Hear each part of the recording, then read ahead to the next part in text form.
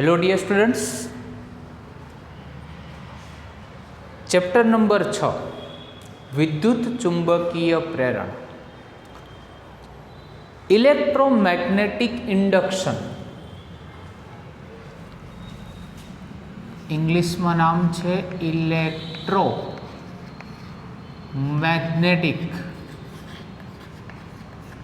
Induction.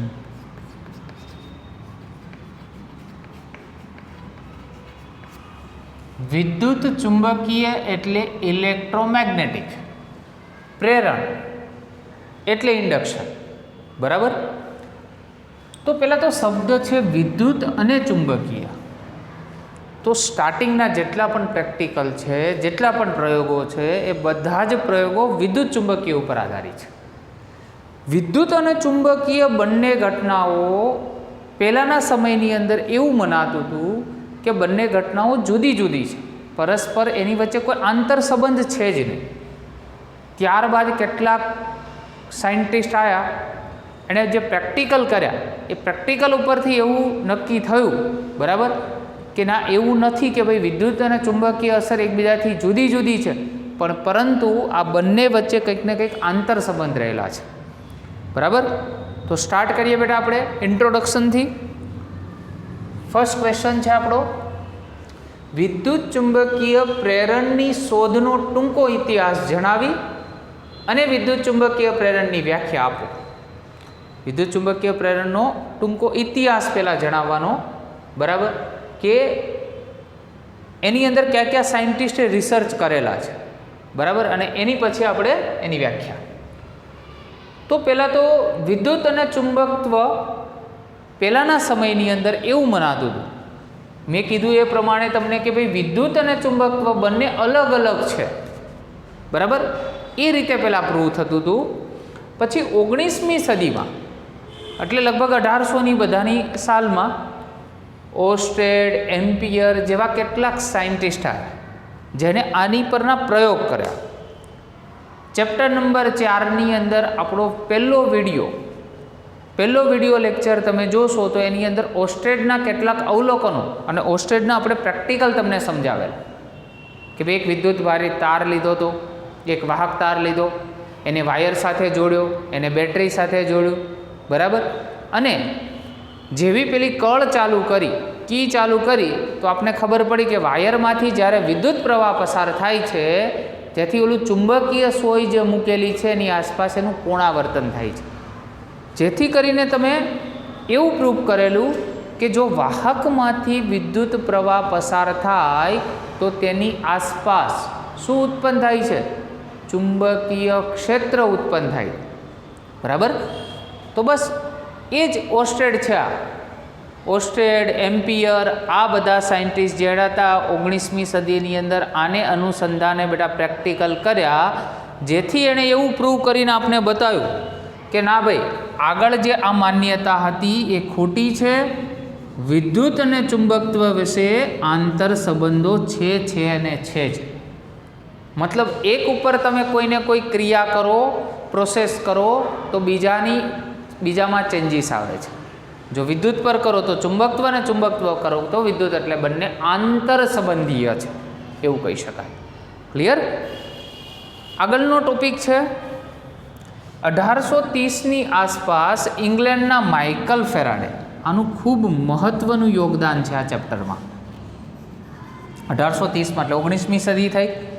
इंग्लेंडनो scientist है Michael Faraday अने USA एनुं छे जोसेफ हेनरी।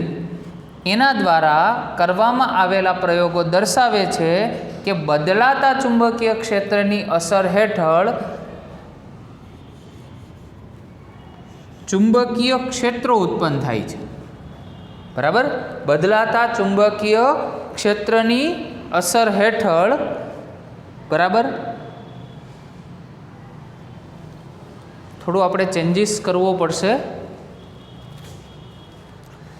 थोड़ी मिस्टेक थाय छे मारी।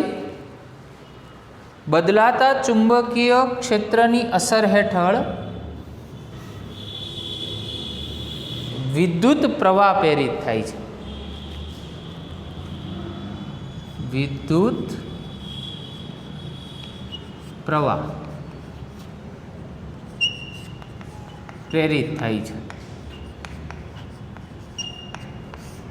મેથેમેટિકલી લખીએ, બી બદલાય તો આઈ પ્રેરિત થાય, આઈનું પ્રેરણ થાય, આઈ ઉત્પન્ન થાય, આવા શબ્દો વાપરી શકાય. સીધું જ રિલેશન, બી બદલાય વિદ્યુત પ્રવાહ પ્રેરિત થાય. બરાબર. તો એવી ઘટનાઓ કે જેની અંદર ચુંબકીય ક્ષેત્ર છે એમાં આપણે ફેરફાર કરીએ તો વિદ્યુત પ્રવાહ પ્રેરિત થાય, વિદ્યુત પ્રવાહનું પ્રેરણ થાય, તો તેવી ઘટના એને વિદ્યુત ચુંબકીય પ્રેરણ કહેવામાં આવે છે. લખી દઈએ વ્યાખ્યા. એવી ઘટનાઓ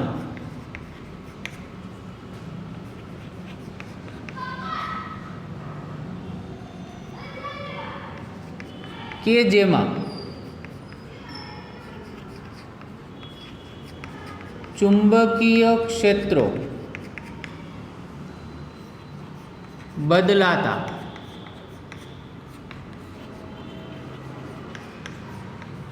વિદ્યુત પ્રવાહ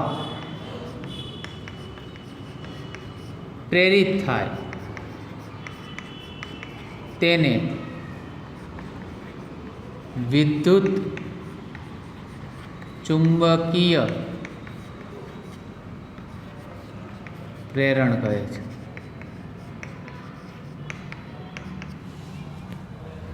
ડન. વ્યાખ્યા કમ્પ્લીટ, ક્વેશ્ચન કમ્પ્લીટ. આગળ, ફેરાડેએ વિદ્યુત ચુંબકીય અંગેની સૌપ્રથમ કઈ શોધ જાહેર કરી? વિદ્યુત ચુંબકીય પ્રેરણની શોધનું મહત્વ જણાવો. તો પહેલાં તો માઇકલ ફેરાડે જે છે, અહીંયા આપણે જે ઇંગ્લેન્ડના સાયન્ટિસ્ટની આપણે જે ચર્ચા કરી, એણે ગજિયો ચુંબક અને વાયર લૂપ વચ્ચેની સાપેક્ષ ગતિ એ બંધ ગાળામાં નાનો વિદ્યુત પ્રવાહ ઉત્પન્ન કરે છે એવી એક શોધ જાહેર કરી. ગજિયો ચુંબક અને ગૂંચળું, બરાબર, એની સાપેક્ષ ગતિ કરાવવાની. સાપેક્ષ ગતિ 11th સાયન્સ ચેપ્ટર નંબર કયું? 3. બરાબર. છેલ્લો ટોપિક સાપેક્ષ ગતિ. બરાબર. ગજિયો ચુંબક, બરાબર, અને કોની કરાવવાની? વાયર લૂપ એટલે ગૂંચળું. ગમે તેની કરાવી શકો. ગજિયો ચુંબક છે એને સ્થિર રાખો, લૂપને ગતિ કરાવો. લૂપને સ્થિર રાખો, ગજિયા ચુંબકને ગતિ કરાવો, તો શું ઉત્પન્ન થાય? વિદ્યુત પ્રવાહ પ્રેરિત થાય. આવું સૂચન કર્યું. જોઈશું આપણે પ્રેક્ટિકલમાં. વિદ્યુત ચુંબકીય પ્રેરણની ઘટના માત્ર સૈદ્ધાંતિક કે શૈક્ષણિક નથી. બરાબર. ફક્ત ભણવા ખાતર ભણવા એવું નથી, પ્રેક્ટિકલ યુઝ પણ કરી શકો. તમે આ બધી વસ્તુ ના હોત તો એવા વિશ્વની કલ્પના કરો કે જ્યાં કોઈ વીજળી જ નથી, ઇલેક્ટ્રિસિટી નથી, વિદ્યુત પ્રકાશ નથી, લાઇટિંગ નથી, કોઈ ટ્રેન નથી, ટેલિફોન નથી. તો તમે જો વિદ્યુત ચુંબકીય પ્રેરણની તમારે ચર્ચા કરવી છે તો આવા વિશ્વની કલ્પના કરો તો એ માત્ર આપણા માઇન્ડની અંદર કલ્પના જ રહી જાય. બરાબર ને? કારણ કે આવું વિશ્વ કે જ્યાં પ્રકાશ જ નથી તો આગળની કોઈ ટેકનોલોજીનો વિકાસ ના થાય. કોમ્પ્યુટર ટેકનોલોજી, સોફ્ટવેર ટેકનોલોજી, બરાબર, સુપર કોમ્પ્યુટર, આ બધી જ વસ્તુઓનો જો તમે વિચાર કરો તો electricity, without electricity we can not assume this kind of world. બરાબર. તો આ જે વસ્તુ છે એનો આપણે કોઈ વિચાર જ ના કરી શકીએ. તો વિદ્યુત ચુંબકીય પ્રેરણ પર જ આધારિત છે. બરાબર. તો ફેરાડે અને હેનરીના પ્રયોગોને જનરેટર અને ટ્રાન્સફોર્મરના વિકાસમાં પણ મોટો ફાળો રહ્યો છે. ફક્ત આ લોકોના જે પ્રેક્ટિકલ્સ છે, બરાબર, એ આના પૂરતા આધારિત નથી. એમાં જનરેટર્સ અને ટ્રાન્સફોર્મર્સ, બરાબર, એના વિકાસમાં પણ આ લોકોના જે પ્રેક્ટિકલ છે એના થોટ્સ, એના પ્રિન્સિપલ્સ, એના સિદ્ધાંતો, એનો ઉપયોગ થયો છે. બરાબર. તો આ વિદ્યુત ચુંબકીય પ્રેરણની શોધનું મહત્ત્વ થયું. બરાબર. તો અહીંયા આપણે બીજો પ્રશ્ન પૂર્ણ કરીએ છીએ. આ બધા ઇન્ટ્રોડક્શનના પાર્ટ છે. હવે જે આપણે નેક્સ્ટ ક્વેશ્ચન જોવાનો છે એ ક્વેશ્ચનની અંદર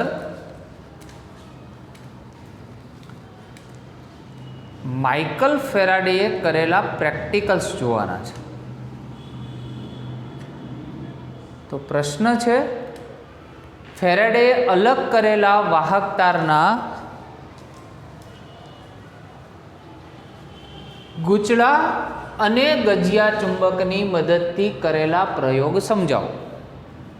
તો સૌ પ્રથમ આકૃતિમાં મેં અહીં એક ગૂંચળું દર્શાવેલું છે, C1 ગૂંચળું, અને આ છે તમારો ગજિયો ચુંબક. ગજિયા ચુંબકની અંદર બે ધ્રુવો હોય, નોર્થ પોલ અને સાઉથ પોલ, ઉત્તર ધ્રુવ અને દક્ષિણ ધ્રુવ. બરાબર. ચુંબકીય ક્ષેત્ર રેખાઓ પણ આપણે દર્શાવી દઈએ છીએ. આ સેન્ટર લાઈન, આ ચુંબકીય ક્ષેત્ર રેખાઓ.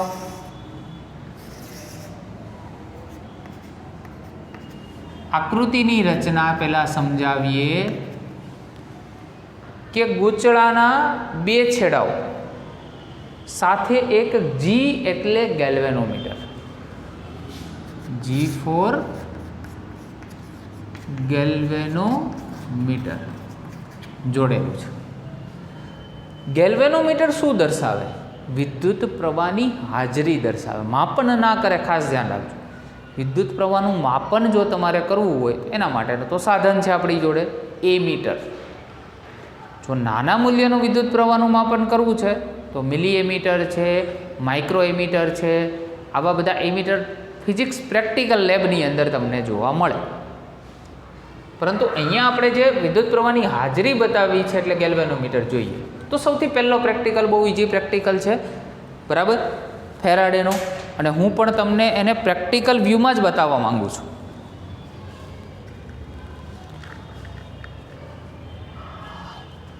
આ C1 ગૂંચળું અને આ ગજિયો ચુંબક, બરાબર. સૌ પ્રથમ તમારે શું કરવાનું છે, આની સાથે શું જોડેલું છે? આ એક આટા નથી, આમાં આટાઓ ઘણા બધા છે ગૂંચળાની અંદર, બરાબર. સૌ પ્રથમ પ્રેક્ટિકલની અંદર 3 પ્રેક્ટિકલ છે, ત્રણ પ્રેક્ટિકલ એકદમ ઇઝી છે. વાત કરી આપણે સાપેક્ષ ગતિની. આને સ્થિર રાખવાનું. આ ગજિયો ચુંબક છે એને ગતિ કરાવવાની આ રીતે. જો તમે આ રીતે ગતિ કરાવશો એટલે કે આનો નોર્થ પોલ જો તમે ગૂંચળાની તરફ લઈ જશો તો શું થશે? જે ગેલ્વેનોમીટરનું આવર્તન છે, બરાબર, એ માની લો કે આ દિશામાં થાય છે કાં તો આ દિશામાં થાય છે, બરાબર. સપોઝ માની લો ગેલ્વેનોમીટર પહેલાં આ રીતે હોય. જેવું તમે આ જે ગજિયો ચુંબક છે, બરાબર, એને આપણે ગૂંચળા તરફ લઈ ગયા તો એનું આવર્તન આમ થયું. જો એને દૂર લઈ જાઓ તો આવર્તન એનાથી વિરુદ્ધ દિશામાં થાય. ફરી એકવાર, જો ગજિયા ચુંબકને ગૂંચળા તરફ લઈ જાઓ, ગૂંચળું સ્થિર છે, ખાસ ધ્યાન રાખજો, આપણે એકને જ ગતિ કરાવીએ છીએ તો જ સાપેક્ષ ગતિ કહેવાય, બરાબર. તો આને તમે જો આ રીતે લઈ જાઓ તો શું થાય?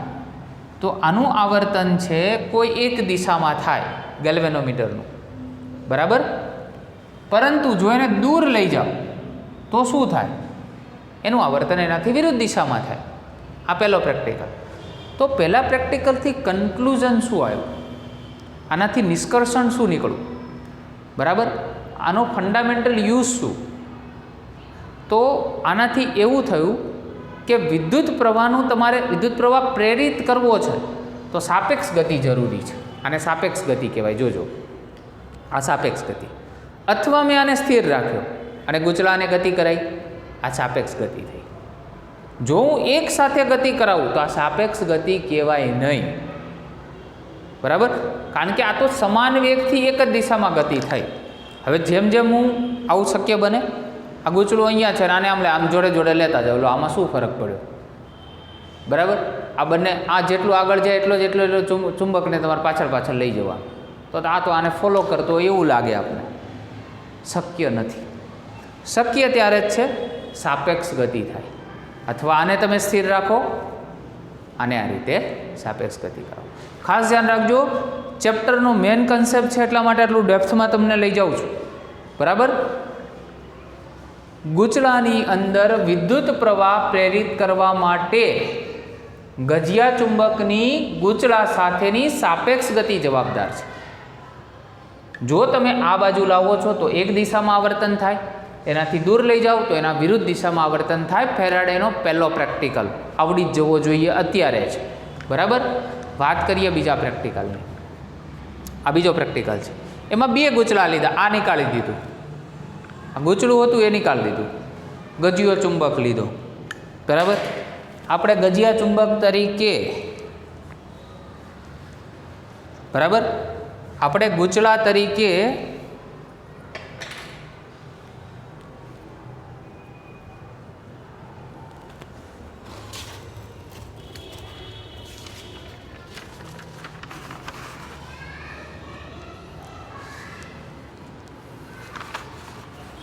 કોઈ પેજ ધારીએ છીએ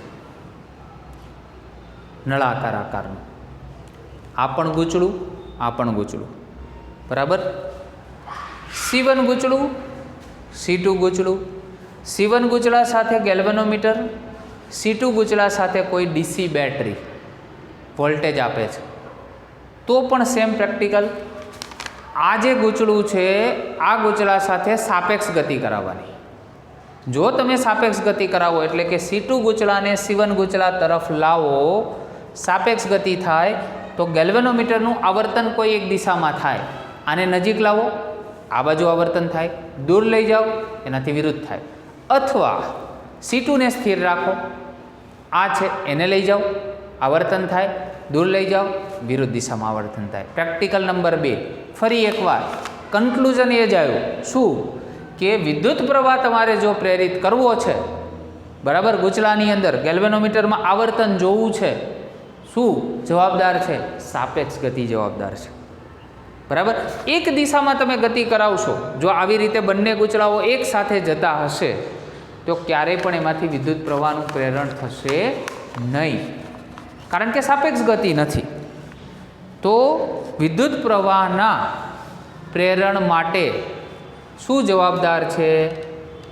સાપેક્ષ ગતિ જવાબદાર છે. બરાબર. Practical number 3.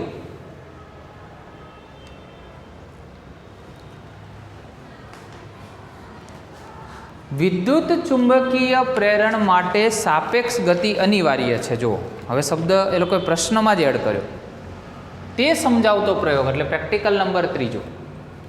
અહીંયા C1 ગૂંચળું છે, આ C2 ગૂંચળું છે.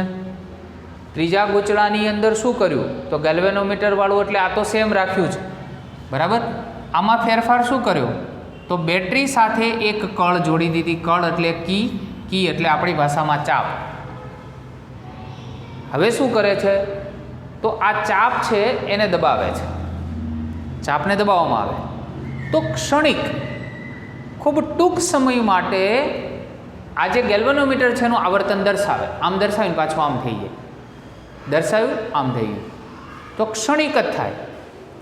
હવે સ્વિચને તમે દબાવી જ રાખો, એક ધારી દબાવી રાખો તો પણ કોઈ પ્રકારનું આવર્તન થતું નથી. ખાસ ધ્યાન રાખજો, સ્વિચને ચાલુ બંધ કરો તો જ આવર્તન થાય છે અને થોડું ક્ષણિક થાય, પાછું જતું રહે.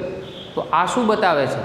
આ પણ એ જ બતાવે છે કે જો આની અંદર ચુંબકીય ક્ષેત્રનો ફેરફાર થાય તો જ, તો ચુંબકીય ક્ષેત્ર સાથે ચુંબકીય ફ્લક્સ પણ જોડાયેલું હોય, એટલે કે ચુંબકીય ફ્લક્સનો ફેરફાર થાય તો જ વિદ્યુત પ્રવાહ શું થાય? પ્રેરિત થાય. Practical number 3. બરાબર. પ્રેક્ટિકલ નંબર 3 જેની અંદર સ્વિચ રાખી છે. તો 3 પ્રેક્ટિકલ બહુ ટૂંકમાં ફટાફટ તમને સમજાવી દઉં. ગૂંચળું, ગજિયો ચુંબક. ગજિયા ચુંબકને નજીક લાવો, આવર્તન થયું. દૂર લઈ જાઓ, વિરુદ્ધ દિશામાં. હા, આમાં બીજું એક એડ કરી દેવાનું કે ભાઈ જો સાઉથ પોલ હું આ સાઈડ રાખું, નોર્થ પોલ રાખું તો પણ એ જ થાય, પણ જે નોર્થ પોલમાં થતું હતું ને એનાથી વિરુદ્ધ થાય, કારણ કે તમે ધ્રુવ બદલી નાખ્યા. બરાબર. એટલે અહીંયા જે ક્રિયા થતી હતી એનાથી સાઉથ પોલ જો અહીંયા લાવો તો એનાથી પાછી વિરુદ્ધ ક્રિયા થવા માંડે. નોર્થમાં જો આ બાજુ થતું હોય તો સાઉથમાં પાછું આ બાજુ આવર્તન થવા લાગે. ક્લિયર? એટલે કન્સેપ્ટ બદલાય નહીં. બીજામાં શું કર્યું, બે ગૂંચળા લીધા, સાપેક્ષ ગતિ કરાવી, તો પણ આવર્તન જોવા મળ્યું. નજીક આવો આ બાજુ, દૂર આવો વિરુદ્ધ દિશામાં. ત્રીજામાં શું કર્યું, કી લાયા, ચાપ ગોઠવી દીધી, ચાપ એકવાર દબાઈ, આવર્તન જોવા મળ્યું, ક્ષણિક આવર્તન જોવા મળ્યું. એક ધારી ચાપ રાખી, જોવા મળ્યું નહીં. ચાલુ બંધ કરીએ તો જોવા મળે છે, બરાબર. એટલે એવું કહી શકાય કે વિદ્યુત ચુંબકીય પ્રેરણ છે, બરાબર, કે જો ચુંબકીય ફ્લક્સનો તમે ફેરફાર કરો તો એની અંદર શું થાય, વિદ્યુત પ્રવાહ પ્રેરિત થઈ શકે. તો આ ફેરાડેએ કરેલા 3 પ્રેક્ટિકલ છે ટોટલ. એમાં 3 પ્રેક્ટિકલ, એની ઉપરથી કયા પ્રકારના કન્ક્લુઝન મળ્યા આપને. તો કન્ક્લુઝન નંબર 1 જે તમે હવે જાણો છો, સાપેક્ષ ગતિ જરૂરી છે. જો વિદ્યુત પ્રવાહનું પ્રેરણ તમારે કરવું છે, વિદ્યુત પ્રવાહ ઉત્પન્ન કરવો છે, સાપેક્ષ ગતિ અનિવાર્ય છે. પહેલો પોઈન્ટ. નંબર 2, સાપેક્ષ ગતિમાં વધારો ઘટાડો કરો તો આનું મૂલ્ય પણ વધઘટ થાય. હવે તમે ફટાફટ કરો તો જલ્દી થાય આપણી ભાષામાં, અને ધીમી પ્રોસેસ કરો તો ધીમું મૂલ્ય મળે, બરાબર. સાપેક્ષ ગતિની દિશા ઉલટાવતા આની દિશા ઉલટાવ. હવે આમ લઈ જાઓ તો આ રીતે, આમ લઈ જાઓ તો આ રીતે. ઓકે. ચુંબક અને ગૂંચળું સમાન વેગથી એક જ દિશામાં ગતિ કરે તો વિદ્યુત પ્રવાહ પ્રેરિત થતો નથી. બંનેને હું એક સાથે લઈ જાઉં, ગૂંચળાને, બરાબર, તો એમાં કોઈ પણ પ્રકારનું વિદ્યુત પ્રવાહનું પ્રેરણ થાય નહીં. સમાન વેગથી સમાન દિશામાં લઈ જાઓ બંને ગૂંચળાને અને ગજિયા ચુંબકને, તો વિદ્યુત પ્રવાહનું એમાં પ્રેરણ થાય નહીં. ચુંબકીય ફ્લક્સનો ફેરફારનો દર EMF આપે છે. છેલ્લો ટોપિક છે પણ બહુ મોસ્ટ ઇમ્પોર્ટન્ટ છે, જે ફેરાડેનો નિયમ કહેવાય છે. આપણે અલગથી પણ ભણીશું.